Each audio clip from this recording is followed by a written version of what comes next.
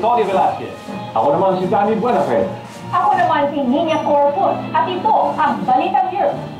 Samahan niyo po kami sa paghahatid ng mga mahalaga at makabuluhang pangyayari sa iba't ibang bahagi ng Europa. Pangganda ko ng mundo, asahan niyong naroon kami handang maglingkod sa bawat kapamilya Pilipino. Samantala, narito na ang ulo ng mga pangunahing balita.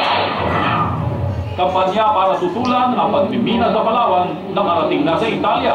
Filipino community sa Rome, sumuporta. Protesta laban sa pag-alis ng middle names sa lahat ng mga papeles ng mga Pinoy sa Italia. 4 na linggo nang isinasagawa sa harap ng embahada sa Roma. Dalawang travel agencies sa Brussels kinumpirma na hindi na magtataas ng pamasahe ang ilang airline companies.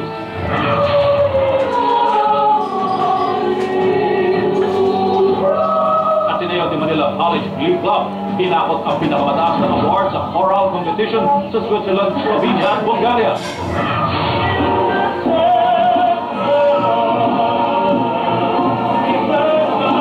College of Immaculate Conception Choral hinagaan at binigyan ng standing ovation sa kanilang concert sa Brussels at South of France. At tradisyon ng Santa Cruzan, buhay na buhay pa rin sa iba't ibang bahagi ng Europa.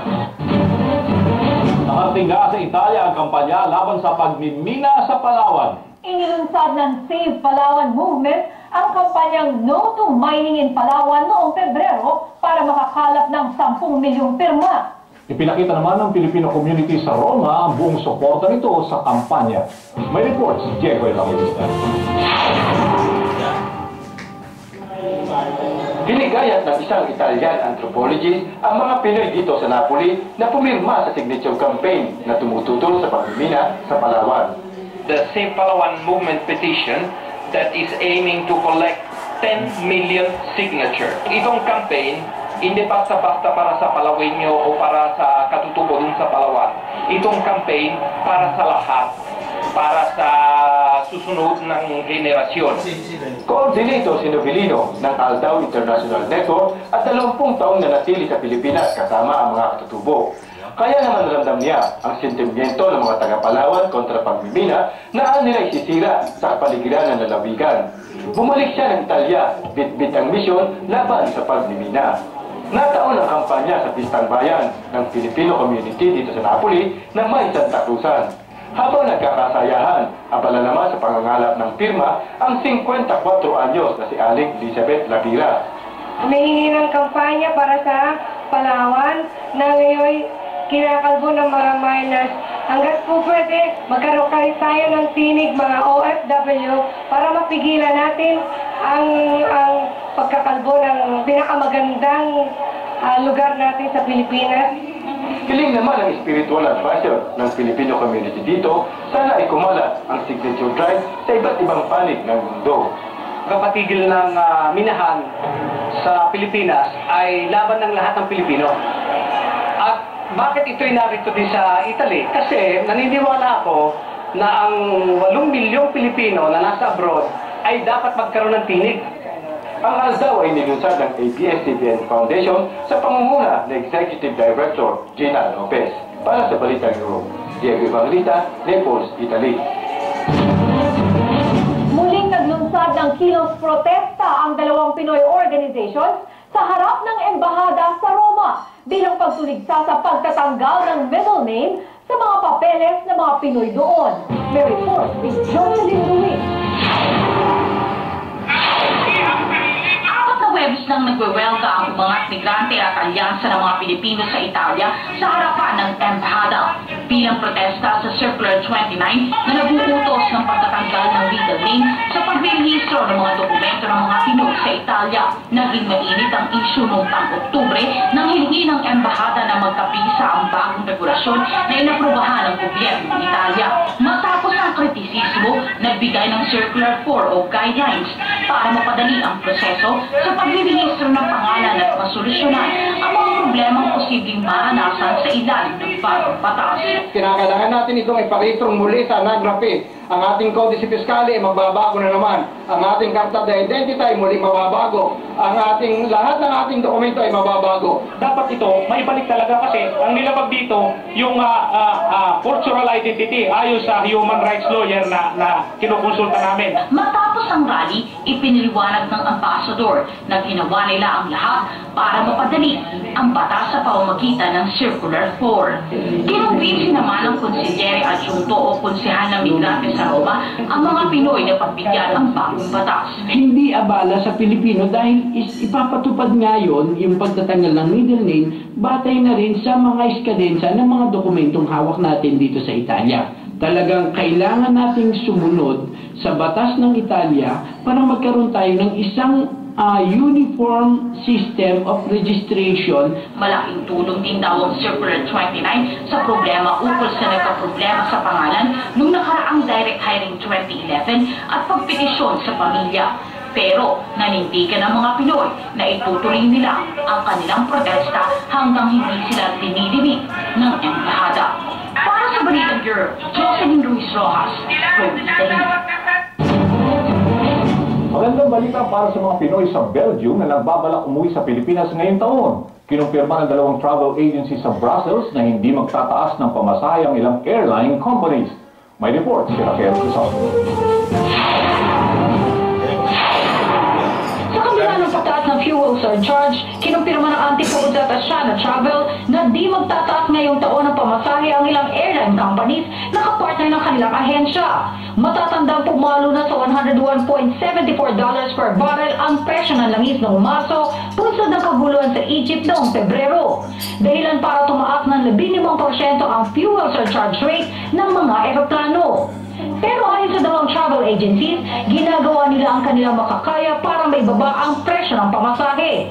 We do also negotiate on the reasonable and lower price of the airfare to Manila para din sa mga kapananan ng mga Pilipino. Kabilang ang KLM, Qatar, Qantas at Etihad Airways sa ilang eroplanong di magtataas ng pamasahe hanggang sa katapusan ng Disyembre. Partikular namang higit na mataas ang pamasahe tuwing Disyembre lalo na't papalapit ang Pasko na umaabot hanggang 1,200 euros. Kaya naman may payo ang Asiana at Antipodes sa kanilang mga kababayang nagbabalak umuwi ng Pilipinas para magbakasyon. The best date for making a reservation ticket to Manila to get a better rate, at least 6 months or 8 months before departure. Dagdag pa nila, mas mabuting electronic passport na ang gamit na pasaporte upang makaiwas sa mga aberya sa airport. Para sa Balitang Europe, Raquel Bernal Crisostomo, Brussels, Belgium. Bumuo ang mga kabataang Pinoy sa The Netherlands ng grupo para makilahok sa mga aktibidad ng Filipino community doon. May report si Deza Marie Aguilar. Mayo pa lamang pero abala na ang organizers ng Kalayaan Fiesta Foundation sa paghahanda para sa 2011 Independence Day dito sa Netherlands. Isa ang pagdiriwang sa Araw ng Kalayaan sa dahilan kung bakit binuo ang Sangguniang Kabataan Holland. Layon daw ng bagong tatag na grupo na ilapit ang mga kabataang Pinoy na dito na ipinanganak at lumaki sa kulturang Pilipino. To also inform them about the Filipino history via our website.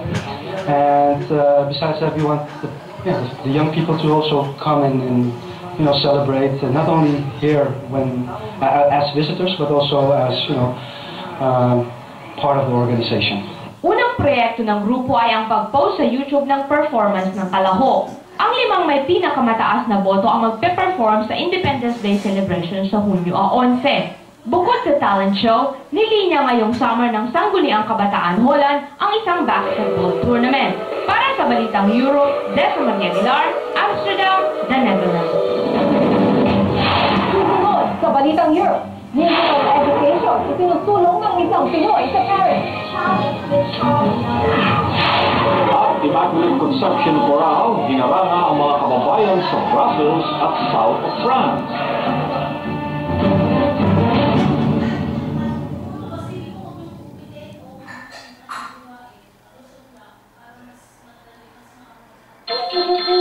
ipagsigawang tayo ang Pinoy. Tayo ang TFC. Saan man sa Europa, join the biggest Pinoy Pride Caravan in Europe, the Philippine Independence Day Caravan 2011, June 11, Dublin, Ireland. June 12, Reggio di Calabria, Italy. June 18, Monte Carlo, Monaco. June 19, Florence, Italy. And June 26, Madrid, Spain.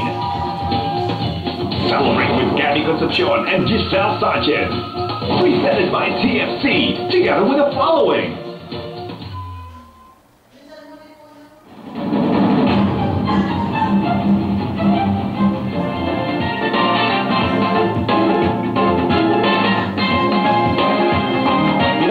Ateneo de Manila College Glee Club ang pinakamataas na award sa chorale competition na ginanap sa Switzerland, Slovenia at Bulgaria. Report si Bong Agustines. Apat na highest awards ang nasungkit ng Ateneo de Manila College Glee Club sa Switzerland noong Abril. 2 awards naman ang nakuha nila sa Slovenia. Sa Bulgaria, bukod sa first prize, sila rin ang kakatawan sa Pilipinas sa susunod na kompetisyon sa 2012. We are happy to share with you the good news that we won in almost all the competitions that we have so far joined. Tuwang-tuwa ang grupo sa tagumpay na kanilang natamo. Alay daw nila ang kanilang tagumpay sa lahat ng kababayan. Proud kami dahil kami yung nagtayo ng bandila ng Pilipinas dito sa Europa. At pangalawa, na-share namin o napamahagi namin yung talentong Pilipino at musika at kultura ng Pilipinas. We have been very blessed to have a lot of Filipino community support us. Mawit din sa St. Bernadette Church sa Paris ang Ateneo de Manila College Glee Club bilang handog sa mga OFW dito sa Paris. Muli sasabot ang grupo sa Hunyo 17 sa International Choir Days 2011 sa Mainhausen, Germany. Para sa Balitang Europe, Paul Agustines, Paris, France. Hinaralan ng College of Immaculate Conception Chorale ng Cabanatuan City ang mga Pinoy, Belgians at Frances sa kanilang konsyerto sa Brussels at South of France. May report si Raquel Sison.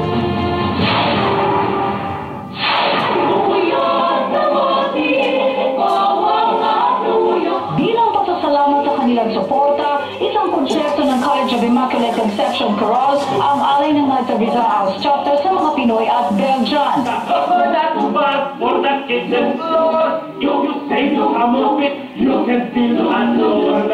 Madamdamin ang pag-awit ng grupo sa ilang awiting Pinoy.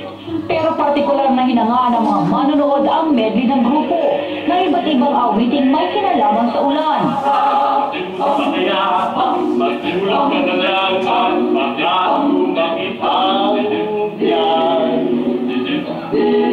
Halos gumulong naman sa katatawa ang lahat ng awiting ng Immaculate Conception Chorale ang Papa. Papakainin, papaliguan, papatulugin, at boy na pinasikat ng mga awit na si Timmy Cruz. I find this choir very amazing. The songs, the quality of the songs. I find it very creative. It's really a very good job, a very good work. Sa South of France, mainit din tinangkilig ng mga kababayan ang konsyerto ng Immaculate Conception Choir. Unang kanta pa lang, umani na agad ang standing ovation ang grupo. Napakaganda po talaga ng pagtatanghal ng ating mga kababayan. Dalawang buwang mag-iikot ng Europa ang choir. Mula dito sa South of France, tutuloy naman sila sa Roma. Sasama rin sila sa dalawang choral competition sa Bulgaria at Germany. Maligaya po kami dahil malugod po nila kami tinangkilik. Sana po naligayahan sila sa mga musika na. Umaasa naman ang mga Pinoy na mag-uwi ng parangal ang choir sa mga sasalihan nilang kompetisyon. Kasama si Danny Cabellion para sa Balitang Europe, Raquel Bernal Crisostomo, Brussels, Belgium.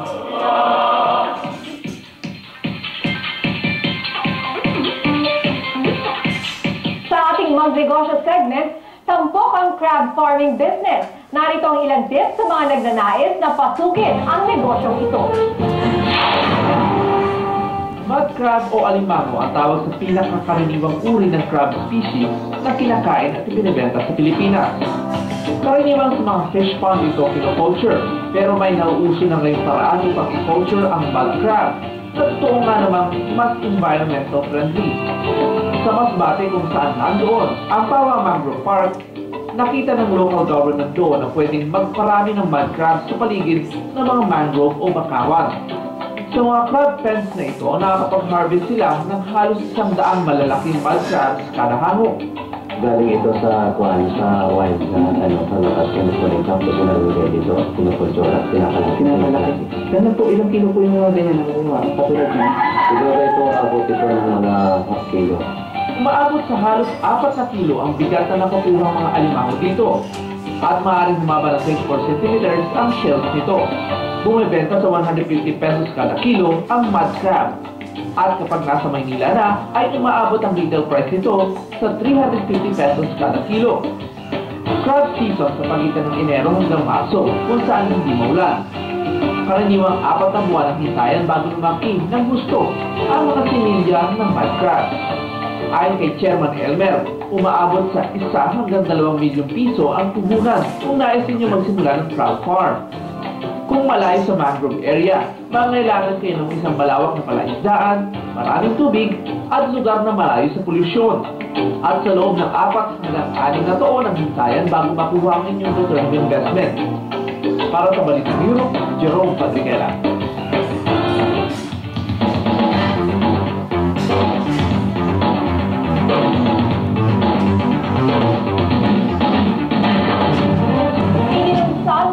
Pinay sa Paris ang programang Kinder Music para sa mga batang hanggang 7 taong gulang.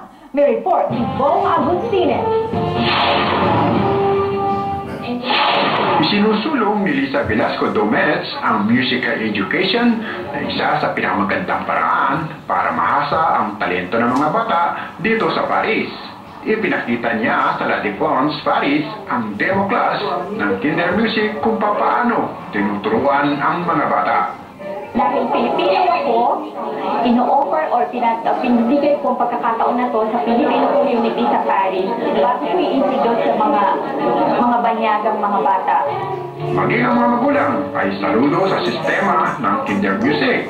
At the beginning, it was a little shy, and then with instruments, the teacher gave to him who was more confident, and I guess it's very good for development and speaking English or understanding English first. She enjoys the music, the dancing, and can really help learn in a fun way. The whole point of learning and using music is to make it fun and enjoyable. Sinimulan noong Hunyo 1 ang programa ni Lisa. Kaya naman, inaanyahan niya ang mga kabayan na isali ang mga kaanak at sumailalim sa Kinder Music. Para sa Balitang Europe, Bo Agustines, Paris, France. Di tulad ng ibang Filipino community sa ibang bahagi ng Europa, Italianong pare ang chaplain sa Turin. Sa kabila nito, kinagigiliwan siya ng mga Pinoy parishioners. Sa katunayan, itinuturing siyang adopted son ng Kalamba. May report si Jasmine Badil. Kung bago ka sa Filipino chaplaincy sa Turin, aakalain mong Italiano ang magiging misa dahil lehitimong Italiano naman si Father John Dena. Pero lingwahe man at kaisipan, Pinoy kung ituring si Father John. Naway, lagi na yun ang engko, no? Hindi nalimutan nila ang diwa ng pananampalataya ng Pilipinas. 13 taon na siyang chaplain ng Filipino community dito sa Turin. Aswerte ng mga Pilipino na nagkaroon kami ng na lumababay sa amin. Sa aming mga Pilipino, talagang siya ay naging nagpakaama talaga siya sa amin. Wala na siya iniisip kung hindi ang kapakanan ng lahat ng mga Pilipino dito sa Turin. 1962 nang dumating si Father John sa Pilipinas, sakay ng barko mula sa Genova. 49 na taon siyang nanirahan sa Pilipinas. 25 rito ay sa Calamba, Laguna. Kwento ni Father John, 23 simbahan sa Calamba ang kanyang naipatayo doon. Kaya naman, sa bisa ng resolusyon bilang 370 ng Sangguniang Bayan ng Calamba, idineklara siyang adopted son of Calamba. Dahil itinuring ni Father John na siya ay Calambeño. Tuwing bakasyon niya, ay umuwi siya sa Calamba para makasama ang mga kababayang minahal niya at nagmahal sa kanya. Para sa Balitang Europe, Hasmin Simon Badillo, Turin, Italy.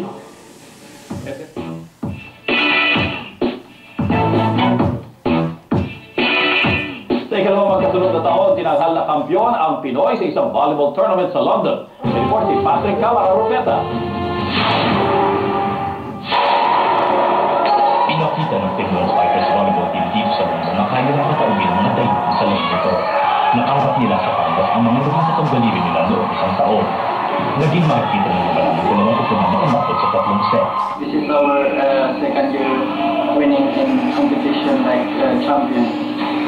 So we are so very happy to be a champion. Nagkiliwang din ang mga taga-support ng Koponan.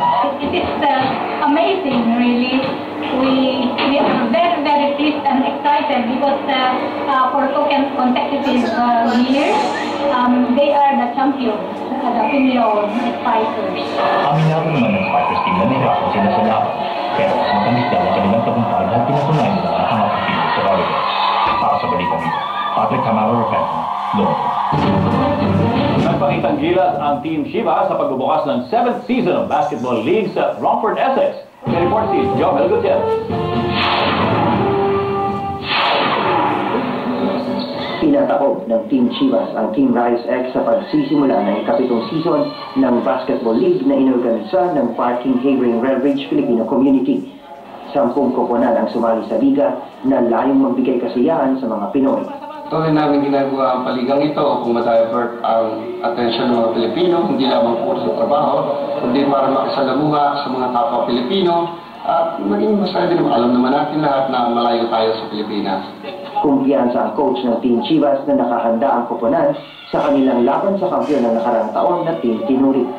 Definitely, baka itong week or maybe next week, makalaban namin and we're all prepared for that. Nagharap naman sa second game ang defending champion na Team Tinurit laban sa Team Virgins. Nagwagi naman bilang best news si Rachel Matira ng Team Virgins. Nakuha naman ng Team Chivas ang Best in Uniform Award. Inaasahang tatagal ang liga ng 3 buwan. Para sa Balitang Europe, John Anthony Gutierrez, Romford, Essex. Masayang ipinagdiwang ng mga taga-Lemery, Batangas sa Milan ang kanilang pistang bayan sa pamamagitan ng friendship softball game. May report si Tita Mao. Sa halip na tradisyonal na misa, prosesyon at maikling cultural program, softball ang naging sentro ng pagdiriwang ng mga taga-barangay Maising Dahiling, Lemery, Batangas dito sa Milan. Pero hindi raw nila isinasasabi ang pagbibigay parangal sa kanilang patrona si San Isidro. Dinungog ang one-day friendship game ng softball na nilahukan ng 2 teams mula sa Milano at 2 dayo mula Modena at Parma. Mismo si Lemery Mayor Larry Alilio ang naging panauhing pandangal at formal na nagbukas ng torneo. Alam ko naman ang mga kababayan natin dito ay silang mga bayani na nagbibigay ng malaking tulong sa Pilipinas. Ay magiging bawi lang po namin na pamahalang bayan ay magkaroon ng parangal pag sila uuwi sa atin sa bayan sa Pilipinas. Nasungkit ng Juragay team ang kampyonato laban sa kaway ng team na umakot naman ng maraming special awards. Kabilang ang Best in Uniform, Best News at Most Cooperative Team. Second runner-up naman ang Modena team. Salamat po ako sa mga player na ito na siya pong gumawa ng paraan para po kami maging champion. At sa mga kalama po namin, kami po ay nagpapasalamat dahil sa sila po ay sports po talaga. Dito sa Milan, patuloy na dumadami ang mga softball enthusiasts. Kaya naman maraming bagong teams ang inaasahang magpapasikat din sa nalalapit na Summer League ng Lemery Softball Association. Para sa Balitang Europe, Zita Barros, Milan, Italy. Susunod sa Balitang Europe, bandang Pinoy nagpakitang gilas sa kanilang kaunang-unahang concert sa Berlin, Italy. At Randy Santiago pinagkaguluhan ng fans sa Milan.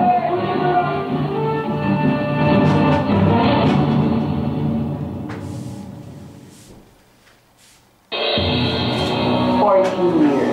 Our first major coverage was na alam kong nakilala ang SNN na yung ANC, the impeachment trial of our President Joseph Estrada, because we covered it from beginning to end. That's the beauty. ANC had started. Another coverage that I remember we did was the Leo Echegaray impeachment. ANC started all the live coverages, and that's what got people interested in what was going on. We got the curiosity of the people. We got them involved.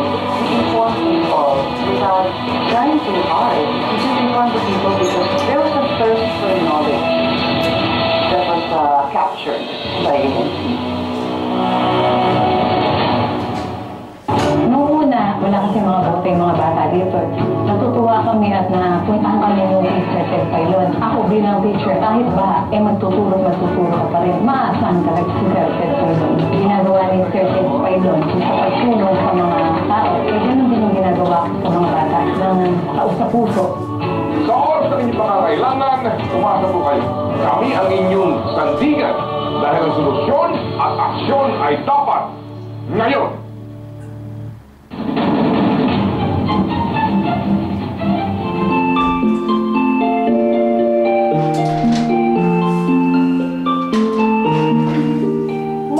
Pisa, Italy, nais kumustahin ni Imelda Olvida ang kanyang mami, lola at kapatid sa Cabuyao, Laguna.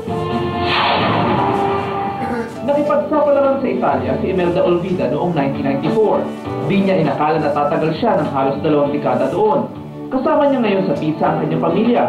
Mula 2009 ay hindi pa siya nakakauwi muli. Sabik na siya sa kanyang mga pamilya sa Cabuyao, Laguna. Ciao Melda, ciao Edwin, Daniele, Wendell. Kumusta na kayo dyan? Nandito kami. Hello! Karine! Meron kami sa safety! Kumusta na kayo dyan lahat? Kumusta na ate? Malapit na rin kayo umuwi at naka-ready na ba sa maleta yung pasalubong namin? Andito pala si Nanay Nena, naglakad pa wala doon sa bahay. Pero okay naman. Nakapaglagad naman siya ng mabilis-bilis. Lahat dyan, mga lola, lolo hindi. Sana yung lagi din mo na ang sabong. Ano na lang tayo, magkita-kita tayo sa July.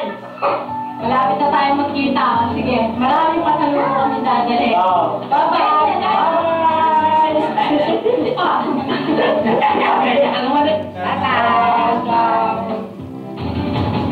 Para po sa mga nais kumustahin ang kanilang mga kapamilya sa Pilipinas, mag-email lamang po sa bnu@abs-cbn.com.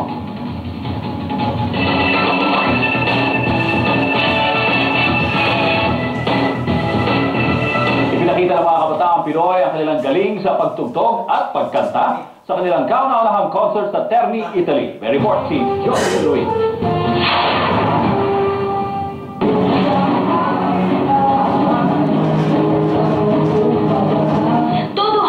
Chapter 1 Band sa kanilang kauna-unahang Filipino Youth Concert, Rock Expo 2011 sa Hotel de Paris ng Terni, Italy. Naniniwala ang bandang Pinoy na malaki ang maitutulog sa kanila ng konsyerto, lalo't nagsisimula pa lang sila. Masaya kami na tutugtog kami sa harap ng madalang people. Siyempre walang doon yung saya, pero nandun din po yung kaba at yung excited po kami. Imbis na nasa labas lang kami, patambay-tambay. May nagagawa kami, meron kami pinagkakabalahan. At bukod sa nandito kami sa ibang bansa, napapakita pa namin yung pagiging magaling na isang Pinoy.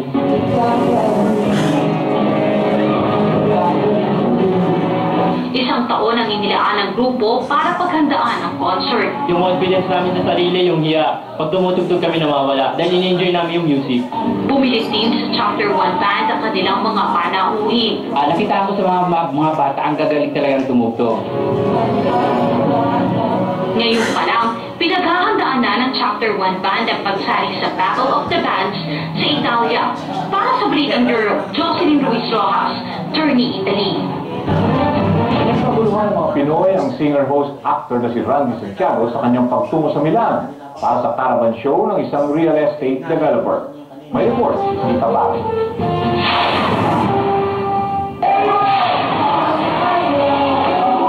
Pinahangan ni Randy Galing Santiago ang mga OFW sa galing niya sa pag-perform. Tili at iyaw ang salubong ng mga fans sa paglabas ng Kapamilya Star. Higit na naging mas masaya ang gabi nang hilahin ni Randy ang mga guests upang makisayaw at makikanta sa kanya. Sinamantala na rin ni Randy ang plugging ng kanyang bagong programa sa Kapamilya Network. We have a new show sa Kapamilya. Ito yung Happy EPA. Kasama ko yung buong pamilya ng Happy EPA. Ito si Janice Prada, Tony Gonzaga, Mariel, ito si Pokwang. Pagkatapos nandun pa sila Melay, sila Bianca, Mateo, Jason, at maraming iba. Labis sa mga siya ng mga dumalo na karamihan ay mga OFW na nag-invest para may matirhan sa kanyang pagbabalik sa Pilipinas. Para sa Balitang Europe, Lisa Baron, Milan, Italy.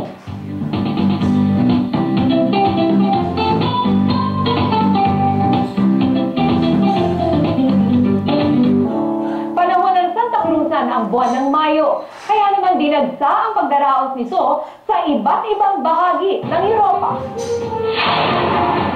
3 dekada na ang selebrasyon ng Santa Cruzan sa Fonderort Park sa Oberhausen, Germany. Pero hindi pa rin napapagod si Aurea Zek sa pangangasiwa nito. Ito ko ipakita ang mga tradisyon sa mga Pilipino, lalo sa mga kabataan pinanganak dito sa Germany, na hindi nila alam kung anong ibig ng Santa Cruzan, sabihin kung anong ibig sabihin at kahulugan nito. Taon-taon ay dinadagsa ito ng mga Pinoy at maging mga Aleman para matikman ng iba't ibang lutong Pilipino, masaksihan ang prosesyon at makasalamuha ang mga kaibigan. Kami po ay nagsasaya dito, may party, may prosesyon, may mga pagkain, marami nag-grill. Ito po ay kasayahan minsan isang taon. Tiniyak ni Aurea na patuloy siyang mangangasiwa ng Santa Cruzan bilang pasasalamat na rin sa mga biyayang natanggap. Sa Dublin, muling binuhay ng Filipino community in Crumlin ang makulay na Santa Cruzan matapos ang 6 na taon. Humanga ang mga Irish sa pistang Pinoy na nilahukan ng mga kabataan. Oh, that's really gorgeous. That's really beautiful. The kids are fabulous. Bagamat naantala ang trapiko, todo suporta pa rin ang lokal na pamahalaan na nagbigay pa ng mga police escort sa parada. Excited naman ang mga sagala at maging ang mga taga-Milano na dumayo pa sa Padua para makibahagi sa Santa Cruzan. Nagmisa muna si Bishop Precioso Cantilla bago ang prosesyon at pag-aalay ng bulaklak. Agaw pansin sa mga Italyano ang makulay at magarbong parada ng mga sagala. Ang purpose nito para maipakita sa lalo na sa mga Italyano ang ating tradisyon. Sa Genova, Reyna Elena sa taong ito si Love Tiburcio. Para sa ilang kabataan na dito na lumaki at nag-aaral, ang tradisyong tulad ng Santa Cruzan ay malaking bagay para maimulat sila sa ugaling Pinoy. Katulong ng mga magulang na Pinoy ang mga religious group sa Genova sa pag-akay sa mga kabataan na kilalanin at ipagmalaki ang lahing Pinoy. Sa Barcelona, buhay na buhay din ang tradisyong minana ng mga Pinoy sa mga Espanyol. Sa unang pagkakataon, isinagawa ang prosesyon sa labas ng simbahan. Habang masayang nilibot ng mga sagala at konsorte nila ang mga piling daan. Napiling Reyna Elena si Marjorie Ilaw. Ibinalita naman ni Father Avelino Sapida na sa susunod na taon ay magiging bahagi na ng selebrasyon ng distrito ng Raval ang Santa Cruzan. Ipinamalas naman ng mga sagala sa Copenhagen ang nagdagandahan nilang kasuotan sa ginanap na parada. Itinanghal na Reyna Elena si Lucille Orgelio Hansen na tubong Karkar, Cebu. I'm very happy na napakita nating lahat, especially sa mga Danish na ang ating tradisyon na Santa Cruzan. Sinundan ng prosesyon ng isang banal na misa sa St. Anne Church habang nag-alay naman ng bulaklak ang mga sagala sa mahal na Birheng Maria. Palagay ko, bagay na makita natin si Nina na Santa Cruzan. Wala ba ever sa... Bata ata ako. Kinukuha ka, di ba? Yung bata ako. Pero hindi Reyna Elena. Dahil ang dami, no? Lahat ng Santa Cruz, sa iba't ibang lugar, Copenhagen, sa lahat ng lugar halos, nakita. Sigurado, in demand sa Ilocos. Oo. At saka sa Ilocos nga, doon kami. Normally sa Ilocos, di ba? Nagulat na ako sa skin mo kasi medyo light ka. And then, hindi naman, di ba, mostly Ilocanos are dark skin. Di ba parang ganun? And speaking of Ilocanos, di ba? Naging usapin ngayon yung naging survey nga ni Vice President Jesse Marbinay na kung saan dapat ilibing nga, di ba? Finally, si dating Pangulong Marcos. So, kapit-bahay ko yun, ha? Kung kita ko kapit. By the way, baka hindi nila alam na si Nina is from Ilocos Norte. Baka sponsor mo pa sa Santa Cruz ang dati nila. Ano? Pero ikaw in favor ka. Ilibing sa once and for all, no? Finally, sana ilibing na saan rin ba? siya. Yung sabi ni Sa Vice? Ilocos daw. Ilocos. Doon din sa Full Bata. military honor. Oo, sa Bata. Where I grew up, actually. Siguro naman para matapos na, ano? Kasi nagulong siya eh. Ang Okay na tagal-tagal siguro na. parang compromise na lang, di ba? Well, kasi alam mo naman, marami pa rin yung against di ba? Doon sa talagang original wish nila. Kaya libingan ng mga bayan. And it's about time na ilibing na rin siya kasi, di ba, kung ikaw yun, di ba, Tony? Ayaw mo mo Ang tagal mo, 1989. nandun ka. Oo. Pinatagal mo, no? Although, naging tourist attraction pa yun, one time, di ba? Hindi, hanggang ngayon. Meron pa rin sa Bataan. Pinuntahan ko yun nung I covered the election last year. Anyway, bago tayo mag-close, baka makalimutan ko kasi dahil alam mo na sa London, I'll be going back Monday, no? Eh yung ating well-loved na Consul General doon na si Teresa de Vega will be moving to New York. Alis na? Oo, so from London, kasama niya rin yung husband niya sa Barcelona, na magkasama rin sila doon. And she will head the Philippine Trade Center in New York. Congratulations! So si Teresa de Vega, kung nanonood siya ngayon. From London to New York. Ipagdedespedida niya ba siya? Nagpa-despedida ng Philcom doon. Pero syempre, at that time kasi we were also busy because of the royal wedding. Pero okay naman, so maganda. Namimiss namin siya. Siya sa New York. Yeah, yun maganda. Malamang. Anyway, congratulations po sa inyo. At sana po ay magkaroon pa kayo ng mas matagumpay na karir. Doon naman sa New York, sa Philippine Trading Center. At yan po ang kabuuan, mga balitang nahalap at binantayan sa iba't ibang bahagi ng Europa. Saan man dako ng mundo, hangad namin na mapaglingkuran kayo. Magkita-kita po tayo muli sa susunod na linggo para sa isa na namang edisyon ng Balitang Europe. Ako po si Tony Velasquez. Ako po si Danny Buenate. Maraming salamat. Ako naman si Nina Corpus. Au revoir, bonjour, salut. Merci beaucoup. Attention, on se verra la semaine prochaine.